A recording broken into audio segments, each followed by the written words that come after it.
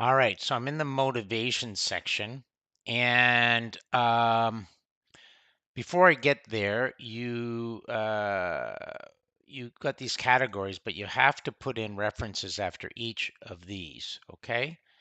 Because you're making a statement there, and then we can move in here.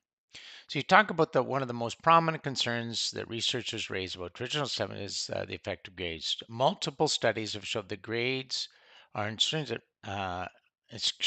motivators that inhibit um, intrinsic motivation. Okay, you need to expand upon this. Okay, so it's just not everybody knows what you're talking about here.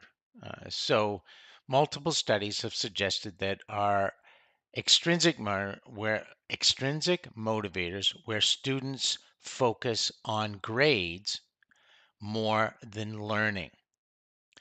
Okay. And so, or you can say extrinsic rather than extrinsic motivation, but then say this means that students focus more on grades than um, learning and growth. And then you can say, as a result, um, uh, or you could actually make it clear a focus on extrinsic grades can reduce student performance with with the most potent effects occurring in this, and then on lower students who receive lower grades. Grading suppresses performance partially due to undermining the impact of feedback to improve designed to improve performance. Okay. And so what you're doing is you're really making a more detailed story here that makes the argument stronger. Uh, then you talk about it may not originate wholly from students' perceptions, but also from the evaluators, noting a large portion of feedback assessments focus on grades justifications. So that's a good point. And then some research suggests that one way to mitigate this concern is through adaptive release of feedback grades. Nobody knows what that is, okay?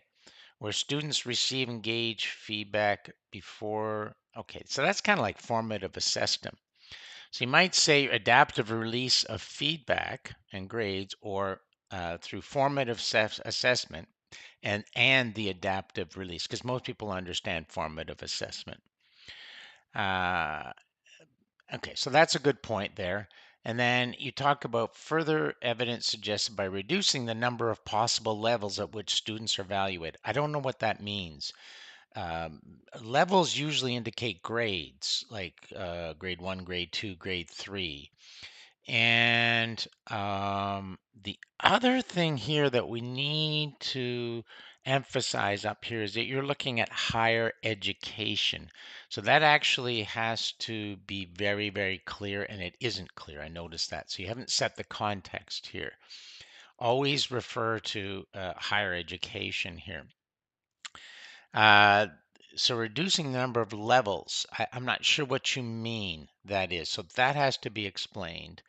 That provides with multiple assessment attempts. That's different than levels. And that actually is talking about yeah. So that isn't that's interesting. You talk about multiple assessment attempts, and then you're saying reducing the number of levels. So I'm not sure if I'm getting it. I'm obviously not understanding it.